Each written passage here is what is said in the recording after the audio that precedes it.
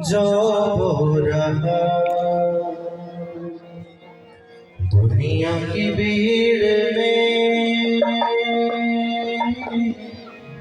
کیوں ہو گیا؟ ملے گا کچھ بھی نہ پھل جو ہو رہا تو آجا گر لوٹ آ بیٹے گر لوٹ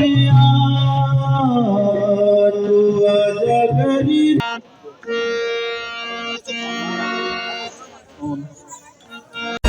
میں اتھوں منگنا ہے جتھوں راجے بھی منگ دینے او دے کل منگن تو کنگال نہ سنگ دینے دیا نہیں جتنے دا ور دتا میں نہ سوچ نہیں سکدا